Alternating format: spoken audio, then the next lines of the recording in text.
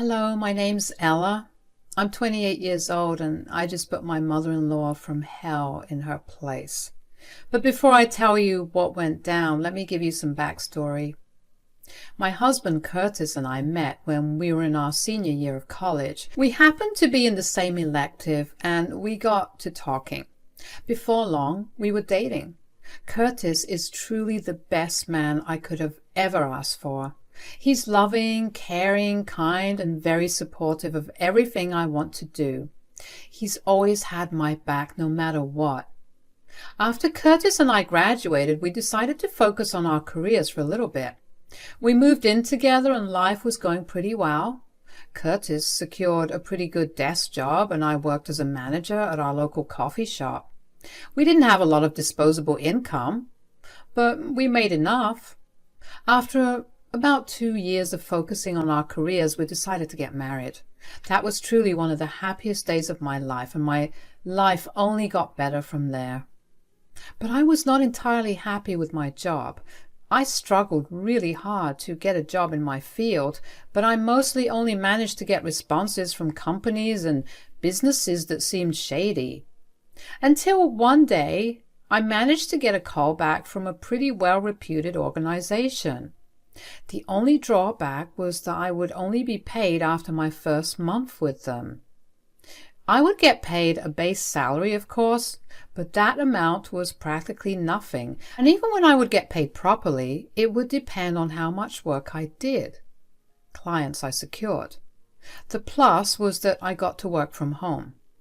Now, I knew that this wasn't exactly the best job opportunity, but I also knew that having this firm in my resume would boost it and allow me to get better jobs later. After a lot of lengthy discussions with Curtis, we decided that it would be best for me to take up that job. The issue was the pay cut. I would no longer be contributing to the household expenses the way I did. Not to mention the lease on our apartment would be ending and we wouldn't be able to afford the rent and survive without me contributing. So we decided to ask Curtis's mother, Ruby, if we could stay with her. So, Mom, we kind of need to ask you for a favor. Yes, what is it? We're in a really bad place financially right now. Curtis, I have no money to give you. No, we don't need the money. It's just that we need a few months to just properly save up. Okay? And Ella has found herself a better job right now, so we know we can start saving properly. We were just wondering if maybe you'd be open to us living with you for a few months. Oh. It's just that our lease is ending next month and the rent has increased a little too much above our budget. It would be really wonderful if you could help us out. How long would you intend on staying? Not more than 7 months for sure. And will you be contributing towards utilities? We will, at least to the best of our ability for the first 3 months. After we have found our footing, we'll pay for everything that can be split. And what do I get out of this? Huh? If I let you both come live with me, what do I get? You get free shelter? And me?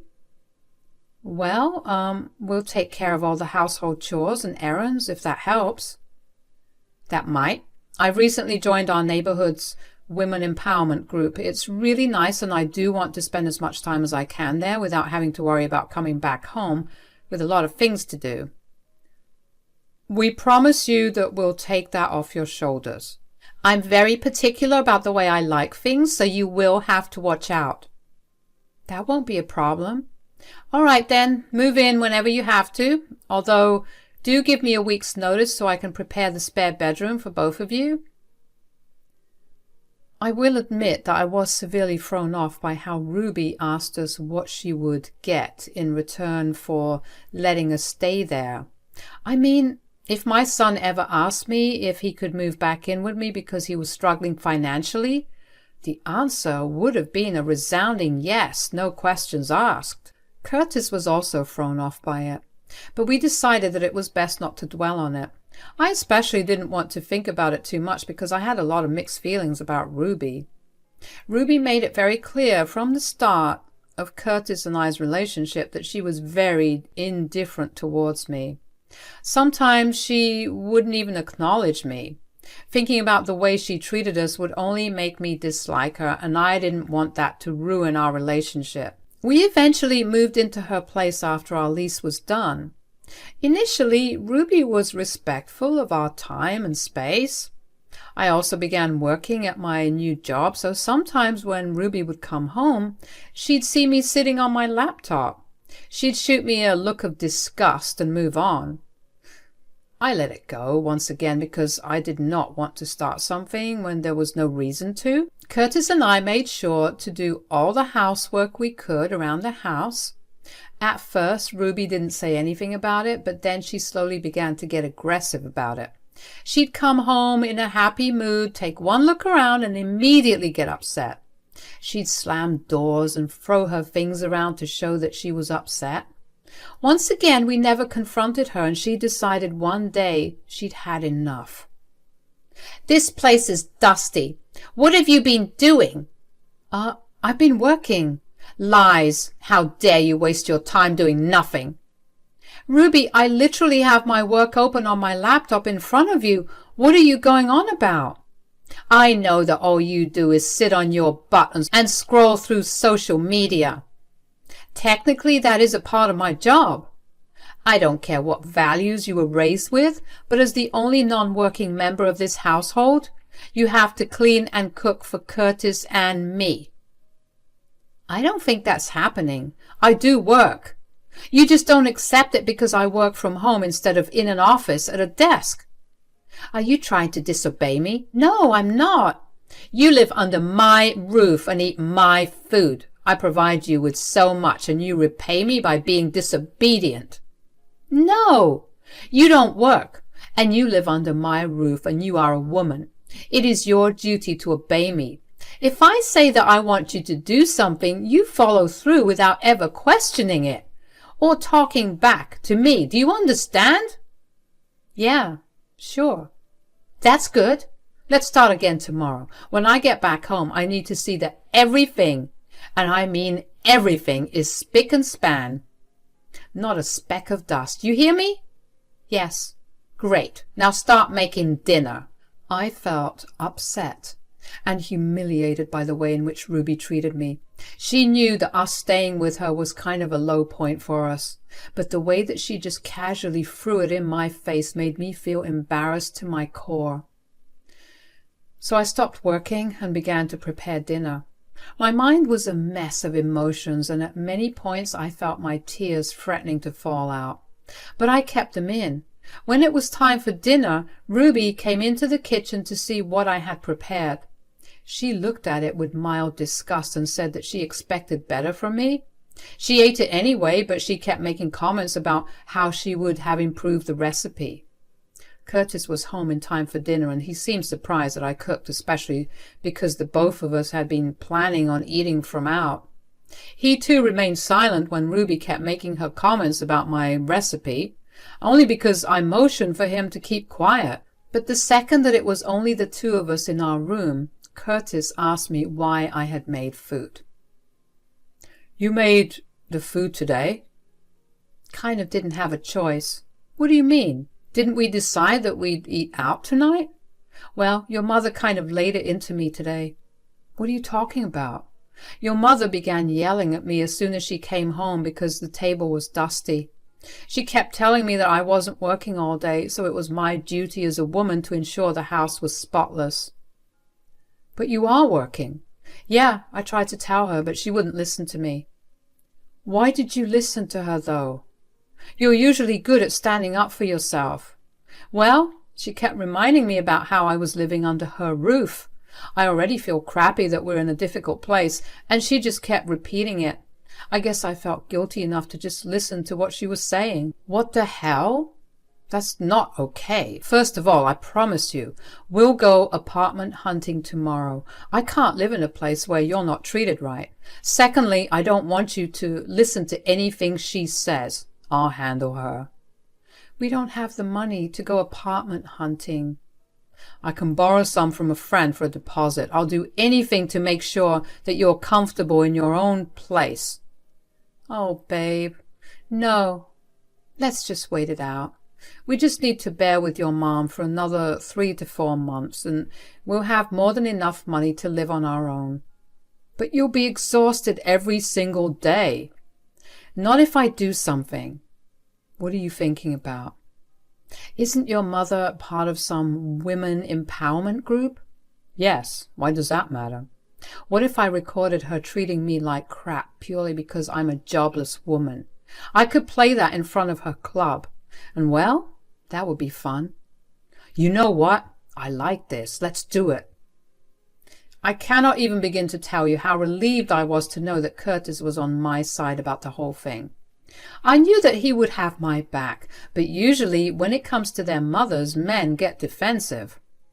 I was just glad that Curtis took the time to see who was actually wrong. The next day we ordered the hidden camera, and when they arrived a week later, we set it up in different rooms of the house that were the common areas for all three of us. I continued to listen to Ruby and do everything she asked of me, but no matter what I did or how I did it, Ruby would always have an issue with it, to the point where she would hurl insults at me for being a bad woman. I was genuinely shocked that she held such beliefs when she was one of the leading speakers for her women empowerment group, something she never failed to mention almost every other day. Ruby would tell us all about her great speeches and how the group was changing her mindset, but immediately after she would treat me like I was some slave to her. She was lost in her contradictory behavior, and I wasn't going to be the one that pointed it out to her. She made me cry many, many times, and I had to be the one that held Curtis back from saying anything to her. The only thing that kept me going was that I was going to expose her for the fraud that she was one day. Curtis and I stayed with her for another 3 months. Those months were positively the most hellish ones I've ever lived. Not only did I not get to properly work, but I also had to clean the house at least twice a day, so she would get snippy with me. Eventually, Curtis and I had saved up enough to deposit a new apartment. We found one that we liked and decided to move in within the next week. On the last night that we were spending with Ruby, she did not hesitate to once again go berserk about the food and its quality. "This meal is disgusting." "Mom, that's unnecessary. It's delicious." "Ella, I'm sorry, Ruby, but I've made this before and you've never had a problem with it." "Yeah, well, I don't know what you did today, but it's atrocious." "I'm sorry. I was really tired today. I had a lot of work and I had to clean the house too." "Don't give me pathetic excuses. How do you even call yourself a woman?" "Excuse me?" "You are a disgrace. Every woman should know how to handle multiple things at once." "You've never had a problem when I've messed something up when I was tired. What's the big deal here?" "No, sweetie, it's perfectly fine for you to not be able to do something. You being tired is understandable considering how hard you work. As for Ella, all she does is waste her time on her phone and laptop." "Are you saying that because Curtis is a man? His tiredness is greater than mine?" "Obviously. You're at home all day. How could you possibly be tired?" "Aside from the fact that even though I'm home doesn't mean that I'm not working, do you honestly think that taking care of the house and the people living in it is not labor? It's still tiring." "Nonsense. Going out and working a real job is way more tiring than simply vacuuming the floors and making a meal. Didn't your women's empowerment group just discuss how household labor is still labor? How it's unpaid labor that's way more taxing than working a desk job?" "Oh, you know that I don't believe all that mumbo-jumbo. I only go there because I have nothing else to do." Wow. Just wow. I have nothing to say to you. I have been slaving away all day for the past 3 months, and you have never once shown any kind of appreciation for it. Maybe you should try to understand the things your group discusses. What my group and I do is none of your business. As for your work around the house, you will get my appreciation the day you do everything right. There's not been a single day where I haven't seen something wrong with what you've done. That's only because you keep searching for faults. At this point, I feel like I'm your slave. You are. It's your duty to obey me. I only want what's best for my son, and if it means treating you like a slave, then so be it. Best for me? What do you even mean by that? I feel bad that you married this pathetic excuse of a woman. You deserve someone who will wait on you hand and foot. I feel ashamed when I see you do the things she's supposed to do. That's called pulling your weight. Our gender doesn't decide what we do. We do things equally. What is your problem? Nonsense. This generation and its ideas are going to doom the world. Disgusting. I can't even look at you right now. I knew that I needed to expect to hear crazy things coming out of Ruby's mouth, but that did not change the fact that it was still so jarring and shocking to hear. She had no hesitation in calling me a slave just because I was a woman, and it was my duty. The way she just blatantly disregarded my occupation, my time, and my effort made my blood boil.